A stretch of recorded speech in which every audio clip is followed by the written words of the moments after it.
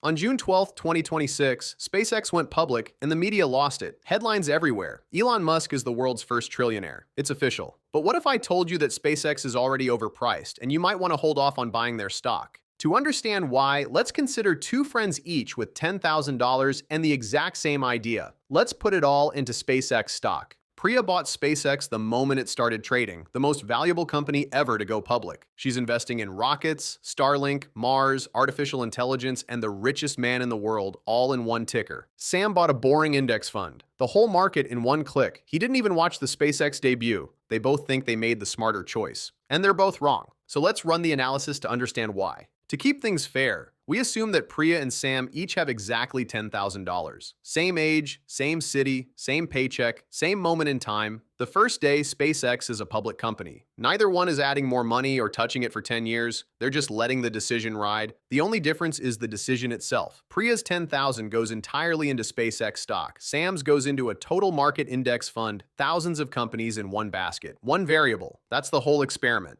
And let me say up front what this video is not. This is not a hit piece on SpaceX. SpaceX may be the most impressive company human beings have ever built. That is not the question. The question is narrower and far more important for your money. At this price, on this date, is the stock a good investment or a great company you're overpaying for? Those are very different things, and confusing them is how smart people lose money on amazing businesses. On day one, it isn't close in terms of how it feels. Priya owns a piece of the future. She can point to a rocket landing itself on a barge and say, "I own part of that." She owns Starlink beaming internet to the middle of the ocean. She owns Grok and the data centers and the Mars ambition. Her stock jumped 19% on the first day. The market itself is screaming that she's right. Her friends are texting her. Nobody texts you about an index fund. Sam owns a confirmation email and a flat gray line. When he tells people what he bought, they nod and change the subject. On day one, Priya is winning by every measure a human being can feel. But feelings and math are two very different things. So let's look at what Priya actually paid for. Here's the number that matters, and almost nobody who bought on Friday actually did this calculation. SpaceX priced its IPO at $135 a share, a valuation near $1.8 trillion. By the closing bell, it was worth about $2.1 trillion and briefly touched more than $2.25 trillion during the day. Now put that next to what the company actually earns. In 2025, SpaceX generated about $18.7 billion in revenue. So at Friday's close, investors were paying somewhere between $95 and $115 for every $1 of annual sales. Let me put that in perspective because it's hard to feel how extreme that is. A typical large, healthy company trades at maybe 2 to 5 times its sales. A fast-growing software company might command 10, 15, 20 times. Even Nvidia, at the absolute peak of the AI frenzy, traded over 40 times sales. SpaceX just went public at over 100 times sales. That is one of the richest valuations ever assigned to a company of this size, by a wide margin. And here's the part that should stop you cold. SpaceX is not profitable. In 2025, the company lost about $4.9 billion. The quarter before the IPO, it lost another $4.3 billion in just 3 months. So Priya didn't buy 100 times the earnings. There were no net earnings. She bought 100 times sales of a company that is currently losing billions. The stock isn't priced for what SpaceX is. It's priced for what SpaceX might become. This is where it gets genuinely interesting because SpaceX is really 3 completely different businesses stapled together, and the filing lets us pull them apart. To understand whether $2 trillion is insane or justified, you have to look at each one.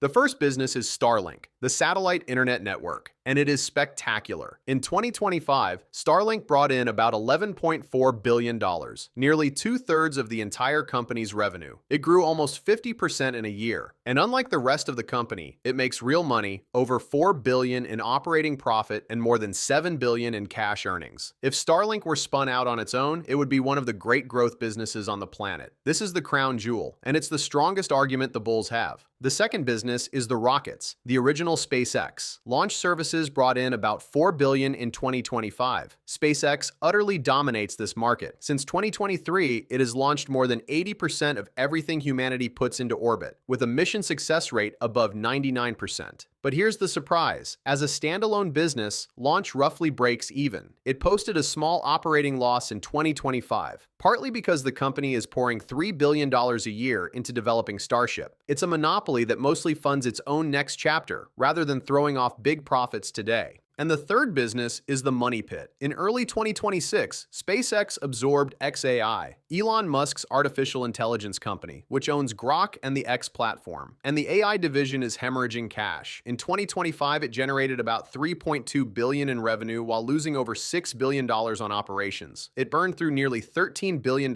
in capital spending in a single year, and another $7.7 billion in just the first quarter of 2026. That one division is the reason the whole company swung from a profit in 2024 to a massive loss in 2025. So when Priya buys SpaceX, she's really buying one phenomenal business, one dominant business that mostly breaks even, and one enormous bet on AI that is currently a financial black hole. The $2 trillion question is whether that combination grows into its price. Before we're fair to the bulls, and we will be, let's finish being honest about the risks, because the filing is full of them. First, the growth is slowing. The whole bull case rests on explosive, sustained growth. But look closely. The company's revenue grew about 33% in 2025. Yet in the first quarter of 2026, revenue was only about 15% higher than the same quarter a year earlier. When you're paying 100 times sales, you are paying for acceleration, and the most recent data point shows deceleration. That gap is where fortunes are lost. Second, even the crown jewel has a hairline crack. Starlink is adding subscribers fast, but its revenue per user is falling, from $99 a month in 2023 to $91 to $81 in 2025. That's what happens as you expand from wealthy early adopters into price-sensitive markets. More customers, less money from each. It still grows, but not as effortlessly as the headline subscriber count suggests. Third, the dependency on things that don't exist yet. The filing is remarkably candid here. Much of the long-term vision, orbital data centers, a lunar economy, Mars, depends, in the company's own words, on unproven technologies or technologies that do not exist. It states plainly that the growth strategy may take longer to execute than anticipated, and you may not realize a return on your investment within the time frame you anticipate, or at all. That's not a critic talking. That's SpaceX in its own prospectus. And fourth, dilution and control. To fund that AI cash burn, the company will almost certainly issue more shares over time, which slices everyone's slice a little thinner. And through a dual-class structure, Elon Musk controls the company's votes. So as a regular shareholder, Priya is along for the ride on his decisions, with essentially no say. None of this is hidden. All of it shows up eventually. So let's actually answer the question. For Priya to simply beat boring Sam, what has to happen? Here's Sam doing nothing. His 10,000 in a total market index at the market's long-run average of about 10% a year becomes roughly $26,000 over 10 years. Even at a more cautious 7%, it's about $20,000. A quiet double or more with no drama, no single company risk, while he forgets it exists. Now here's Priya. For her SpaceX stake to beat Sam's index, the stock has to outrun that 10% a year, which means the company has to grow from about $2.1 trillion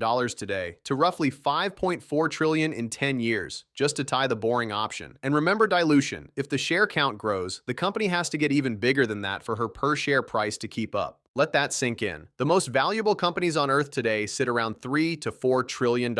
So for Priya to merely match an index fund, SpaceX has to become comfortably the most valuable company in human history, and then keep going, to genuinely win, to get the venture-style returns people imagine when they buy a rocket company. It would need to roughly quadruple, to around 8 or 9 trillion. There is no company anywhere near that. It would have to invent that altitude. And what would justify a $5 trillion valuation in a sane way? Even on a generous, mature multiple, you'd need the company to earn it. Revenue would have to grow from about $19 billion today to somewhere in the range of $500 billion to $1 trillion a year. That's growing the business 30 to 50 times over. Possible? In a universe with working Starship and orbital data centers and a billion Starlink users, maybe. But that is the bet baked into the price you pay today. You're not buying that future. You're prepaying for it. Now let's be fair to Priya, because if I only showed you the bear case, I'd be doing exactly what every doom and gloom skeptic does. There's a real argument that $2 trillion is justified, and it's stronger than the haters admit. Start with Starlink alone. It threw off more than $7 billion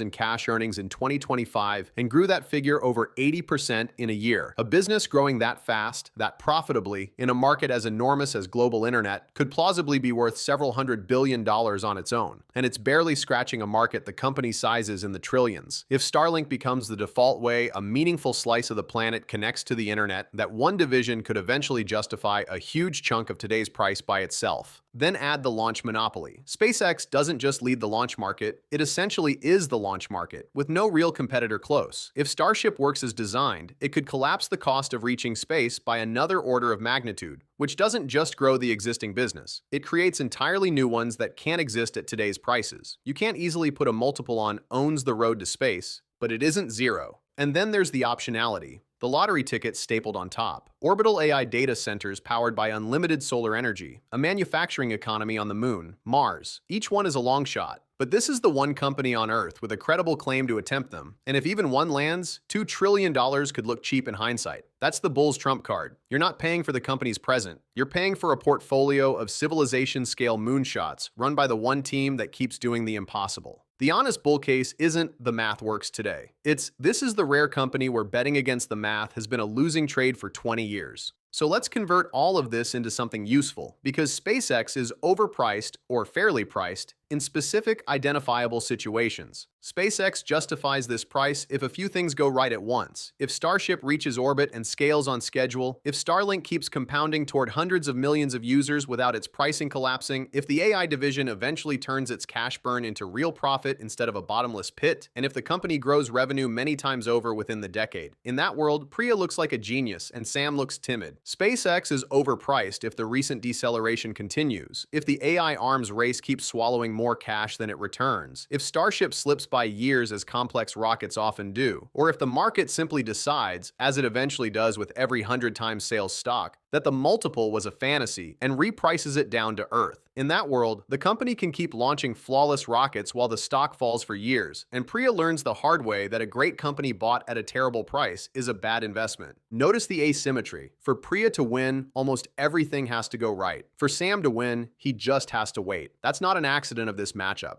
It's the mathematical signature of an extremely high valuation. The higher the price, the more perfection you're forced to buy. So, is SpaceX already overpriced? Here's the honest answer, and it isn't the clean tie these comparisons usually produce. At roughly 100 times sales, with the company losing billions and its growth decelerating, the price already assumes a nearly flawless decade. To merely match a boring index fund, SpaceX has to become the most valuable company in the history of the world. That doesn't make it a scam, and it doesn't mean the stock can't go up from here. Great companies sometimes do grow into crazy prices, but it does mean the math is screaming one thing. At this valuation, you are not being paid to take the risk. You're paying a premium for the privilege of taking it. Sam built wealth almost certainly. A quiet double over 10 years, diversified across thousands of companies, never losing a night of sleep. Priya might build far more, or she might watch a perfect company's stock drift sideways for years, while the impossible valuation slowly deflates. Sam needed the world to stay normal. Priya needs SpaceX to rewrite the record books just to break even with him. Priya bet on a company, Sam bet on time. And the cruelest part of an expensive stock is that you can be completely right about the company and still lose to the person who bet on nothing at all. Priya and Sam both walked away from Friday convinced they'd made the smart play. Priya thought she was buying the future. Sam thought he was being responsible. Neither one actually sat down and separated the two questions that matter. Is this a great company, and is this a great price? SpaceX is, without much doubt, a great company. Whether $2 trillion is a great price is a completely different question, and it's the only one that determines what happens to your $10,000. The real trap was never SpaceX, and it was never index funds. The real trap is falling in love with a business and forgetting to look at the price tag, buying the rocket and ignoring the math, because the story was just too good to spreadsheet.